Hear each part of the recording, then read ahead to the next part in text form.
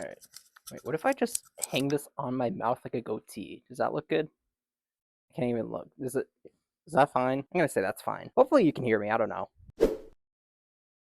Hi everyone, my name is Robin Wood and welcome back to another video. So it's been a couple weeks since furry migration happened and I had a really great time there despite the fact I had a lot of anxiety. But other than that, it was a really great time and I had a blast. Except for the part where I almost got scammed for a room. That wasn't fun. But before today's video starts, I want to give a quick shout out to one of my friends, Fractal Fissure, and their amazing t-shirt for Linkin Bark. I love it. They didn't pay me to give them a shout out, but I just really want to give them a shout out because I really like this t-shirt, and you can find it on their shop online at, I don't know, I'll just put it here. But it's kind of funny because I've been wearing this shirt around a lot, and I just go shopping somewhere, and like most Normies will be like, I like your shirt, and I'm like, thanks. I don't really listen to much Linkin Park. I'd love to though, because I played a lot of Tony Hawk games and that had a lot of this kind of music in it, so I'll get to it eventually. Anyways, go check out Fractal Fissure if you like Sonic stuff and cool furry merch stuff, and let's get into today's video. Actually, no, wait. I have no idea if I put these on right. Anyways, let's talk about how somebody tried to scam me like a loser. So, I'm an idiot, and I decided to plan for FM like about 3 weeks before the convention would happen. So I was like, oh, I'll just probably find some random person to room with, and that wasn't working out too well. I asked one of my close friends from college to help me try to find a room, and that wasn't going well either. So then I'm like, oh, maybe I'll just check the forums of FM, and that gave me anxiety. So I'm like, I'll just put out a post on Twitter saying, hey, please give me a room or something. It would be really nice. And one person responded named Jackal Gene, I think. I'm going to out this person because I hate you. So this loser decided to just be like, hey, I heard you need a room. I'll pay you like, you'll just pay $179 for the room and you know, we can do it. And there was 3 other people. I'm like, okay, cool. Can there be like a group chat or something so that we can all get to know each other before the con? He's like, yeah. So he makes a group chat on Telegram, adds me to it with a bunch of other people. And then he's like, yeah, let's all introduce ourselves.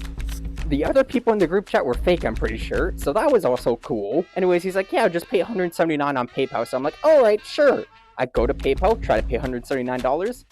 It doesn't go through. My money just wouldn't go through to him. So I'm like, I don't know what I'm doing. He's like, oh, just do it on a different app. Do it on a different app, didn't go through. And he's like, well, you're gonna need to pay that soon, because, like, the con's in a few days. I'm like, well, PayPal is gonna reset my entire account, which would take 48 hours, so I can't do anything until then, and I was having a panic attack at this point. So I had to wait 48 hours to figure out what I was going to do, and I'm pretty sure this was a week before the con almost happened. So a week before the con happened, I had to wait 48 hours for my payment to go through to pay a scammer that would never happen. So my friend who was looking for rooms couldn't find any for me still, so I'm like, alright, look, I'll just go with this person, and if things don't work out, I'll just go with someone who's close to the con, stay at their hotel, stay at their house for a while, even though I was kind of shy and awkward about it. But I did have alternatives if I couldn't make it to the con. I did also look at the hotel across the street, which seemed pretty cheap despite the fact I'd be rooming with myself and it cost like maybe $600 for 3 nights. But at this point I was like, I'll just wait for my payment to go through to this person. So 48 hours goes up, I try to do it again. Did not go through, and by this point I'm like, something seems weird here. I had contacted my bank, they didn't know what was happening, and I was like, okay, maybe I'll just send money to my friend. And that went through. The exact amount I had to pay this person, I could pay to my friend, but I couldn't pay to this person. Something seemed up, so I asked my friends, hey, can y'all help me? I don't know what's going on. This person wants me to send money to them, it won't go through, and they also want to make sure that I send a screenshot showing that I showed payment, and a lot of things seemed kind of fishy. So we did some digging and found out on Twitter that they were a scammer. And that pissed me off, because there were only 3 days until the con happened. And unfortunately, being the nice person I am, I was like, hey dude, I know you're a scammer, so I don't think this is gonna work out for me, but I hope to see you at the con, have a great time, bye, and block them. I hate that I'm so nice to people even when they try to screw me over. So, with only 2 days until the con was happening, I'm like, you know what? Nobody can get me a room. The person that I could room with is their house that's about 15 minutes away from the con.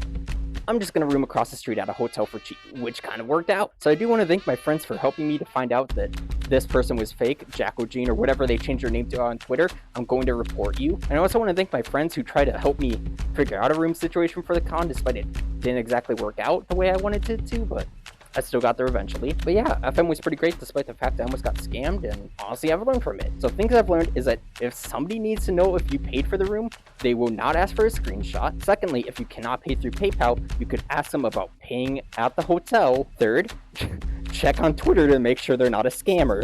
And fourth, if things do seem fishy, you should try to back out of it and just find alternatives. So I'm glad that PayPal didn't actually put my payments through, because I'm pretty sure it didn't put them through because he was a scammer. So I'm really thankful for that, because I would have been out $179 from this person. And I'd also show up to the con with no room whatsoever. So thank God I dodged a bullet with that one. Anyways, just remember that if you are going to a con, make sure that the people you're rooming with are people you can trust. I know that's probably easy for people who have friends, but I don't have friends. However, I am making steps in progress to trying to make more friends here in Minnesota, which at Furry Migration I actually did a really good job at. So I'm actually kind of happy that people around Minnesota kind of want me around, despite the fact I'm really anxious and shy. Anyways, be careful with scammers out there, and I'll see you in my next video. Bye bye.